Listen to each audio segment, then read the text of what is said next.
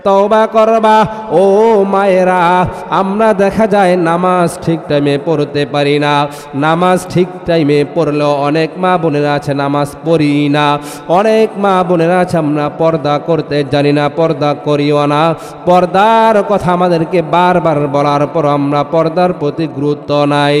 অনেক আমরা বিভিন্ন ধরনের গুনাহের মধ্যে লিপ্ত আছি।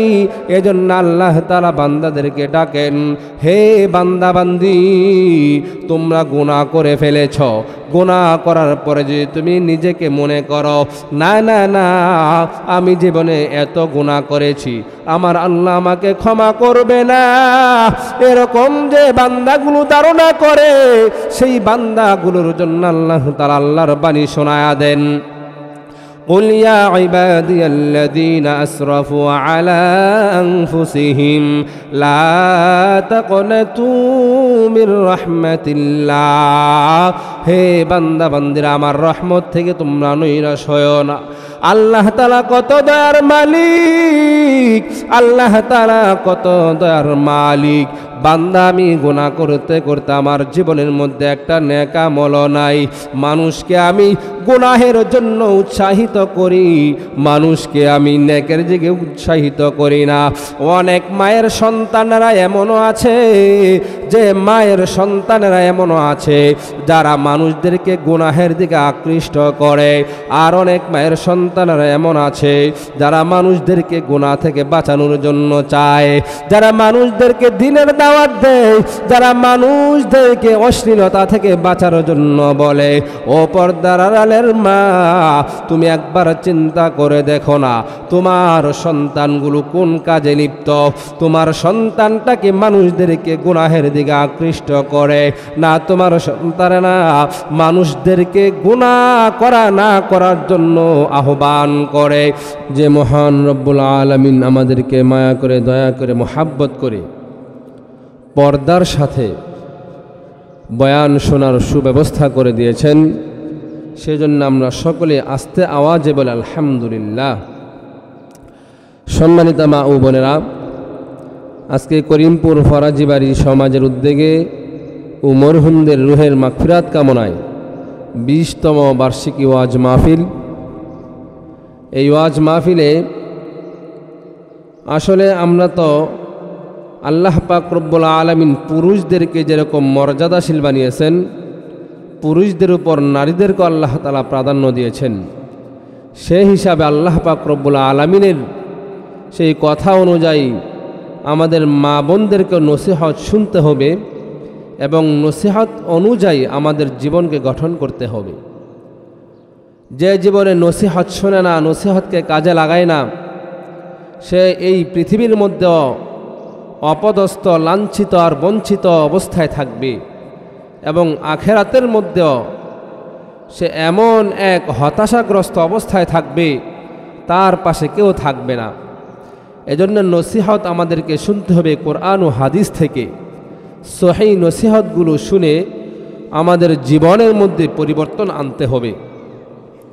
জীবন এলোমেলোভাবে চলবে, যেহেতু ইবলিস আমাদের পিছনে আছে, কিন্তু এলোমেলোভাবে চলার কারণে যে আমাকে এলোমেলো অবস্থায় চলতে হবে, সে কাজ করা যাবে না। ওলামায়ে কেরাম আমাদেরকে যেরকমভাবে কোরআন হাদিস থেকে বয়ান শোনায়, সেভাবেই আমাদেরকে বয়ান শুনে আমাদের জীবনকে পরিচালনা করতে হবে। আলহামদুলিল্লাহ, আমাদের করিমপুরে মহিলাদের বয়ান যে স্থানে হয়, আমরা খেয়াল করে দেখেছি পুরো এলাকা থেকে সমস্ত মা বোনেরা বয়ান শোনার জন্যে পাগলের মতো ছুটে আসে। যেরকমভাবে ছুটে আসা হয়, আমাদের এই বয়ানের মাধ্যমে যেন আমাদের জীবনের মধ্যে পরিবর্তন হয়, সেই দেন খেয়াল নিয়ে আমাদের বসা। আমার আগে যে হুজুর বয়ান করেছেন, আলহামদুলিল্লাহ অত্যন্ত গুরুত্বপূর্ণ বয়ান করেছেন। মহিলাদের মর্যাদা সেই 1400 বছর পূর্বে কীরকম ছিল, আমার রসুল আসার পরে মা বোনদের মর্যাদাকে কত উপরে উঠিয়েছেন। আর আমি আপনাদের সামনে ইনশাআল্লাহ নিয়ত করেছি, আমাদের জীবনে অনেক গুনাহ হয়, সে গুনাহ থেকে আমি পরিত্রাণ কিভাবে পাব, সেই গুনাহ থেকে আমার জীবনকে আমি কিভাবে বাঁচিয়ে আমি আমার জীবনকে জান্নাতমুখী করব। এজন্যে একটা ঘরকে, একটা সমাজকে, একটা দেশকে গুনাহমুক্ত করার জন্যে একটা মাই যথেষ্ট। যখন একটা মা গুনাহমুক্ত হয়ে যাবে তখন ওই মায়ের দ্বারা মায়ের সন্তানগুলো গুনাহমুক্ত জীবন চাবে এবং ওই মায়ের দ্বারা ওই সন্তানগুলো সুন্দর পথে সুন্দর মতে চলবে। এর দ্বারা ওই সন্তানগুলো সমাজের রাহবার, ওই সন্তানগুলোই দেশের রাহবার হয়। তখন ওই মায়ের আদর্শের কারণে ওই সন্তানগুলো সমাজকে নিয়ে সুন্দরভাবে চলাফেরা করবে। সেজন্যে মায়েদের আলোচনা শোনা অত্যন্ত জরুরি। আমি আমার মাদেরকে দৃষ্টি আকর্ষণ করে বলবো, এখনও যারা আমরা বাসা বাড়িতে আসি, আমরা সকলেই মাহফিলের প্যান্ডেলে চলে আসি। আমাদের জন্য অনেক সুন্দর ব্যবস্থা করা হয়েছে। আমার পরেও আরও গুরুত্বপূর্ণ আলোচনা করবেন অনেক ভালো ভালো বক্তা, যারা আমলি কথা বলেন, যারা হেদায়েতি কথা বলেন, যারা সুন্দর সুন্দর কথা বলে মা বোনদেরকে দিক নির্দেশনা দেন। হজরত মাওলানা তৈয়বুর রহমান সিদ্দিকী সাহেব আমার পরেই বয়ান করবেন এবং বাজারে মসজিদের খতিব সাহেব বয়ান করবেন। আপনারা সকলেই চলে আসেন। আমি আপনাদের সামনে যে আয়াত ও হাদিস তেলাওয়াত করেছি, আল্লাহ পাক রব্বুল আলামিন কোরআনের মধ্যে, কোরআনটা তো হলো বান্দার জন্য রহমত স্বরূপ। বান্দাকে আল্লাহ তাআলা এই কোরআনের মাধ্যমে দ্বীনের প্রতি দাওয়াত দিচ্ছেন। এই কোরআনের দ্বারা আল্লাহ পাক রব্বুল আলামিন বান্দা কোন পথ কোন মত অবলম্বন করবে সেটাও বলতেছেন। এবং বান্দা, তোমার গুনাহ হয়ে গেলে তুমি নৈরাশ হইবা না। গুনাহ হয়ে যাওয়ার কারণে তুমি নিজেকে এরকম দুর্বল ভেবে তুমি গুনাহ করতে থাকবা, এরকমটা করবা না। সে কথাও আল্লাহ তাআলা বলে দিতেছেন, বান্দা তোমার গুনাহ হয়ে গেছে, গুনাহের জন্য তুমি আল্লাহ তাআলার কাছে তওবা করো। সেই কথাও আল্লাহ তাআলা শিখিয়ে দিচ্ছেন এবং সেই কথার দাওয়াতও দিচ্ছেন। আমাদের তো উঠতে বসতে সব অবস্থা আমরা গুনাহের মধ্যে লিপ্ত। আর বিশেষ করে মা বোনদের একটা অভ্যাস, এটা আমরা ছাড়তেই পারি না, যে একসাথে আমরা কয়েকজন হলেই আমরা বিভিন্ন ধরনের বিভিন্ন লোকের দোষ নিয়ে চর্চা করি। সেটা রসুলই বলেছেন, আমার কথা না। এজন্যে এই সমস্ত গুনাহগুলো থেকে আমাদেরকে বাঁচতে হবে। আমরা দেখা যায় সমাজের মধ্যে চলাফেরা করি, বেপরদায় থাকি, নামাজের মধ্যে অলসতা করি। আমাদের সন্তানগুলোকে আমরা নামাজের কথা বলি না, না জানি সন্তানের কষ্ট হয়। না মা, এটা তো আপনি ভুল বুঝলেন। আপনার সন্তানকে আপনি একটা নামাজি বানানোর দ্বারাই আপনি সফলতা অর্জন করবেন। সেজন্য আমাদের যে সমস্ত গুনাহগুলো হয়, সে গুনাহগুলো থেকে আল্লাহ পাক রব্বুল আলামিন আমাদেরকে পরিত্রাণ নেওয়ার জন্য উৎসাহ করতেছেন। আল্লাহ তাআলা কোরআনের মধ্যে বলেন, আউযু বিল্লাহি মিনাশ শাইতানির রাজীম, বিসমিল্লাহির রহমানির রহিম, قل يا عبادي الذين أسرفوا على أنفسهم لا تقنطوا من رحمة الله إن الله يغفر الذنوب جميعا إنه هو الغفور الرحيم।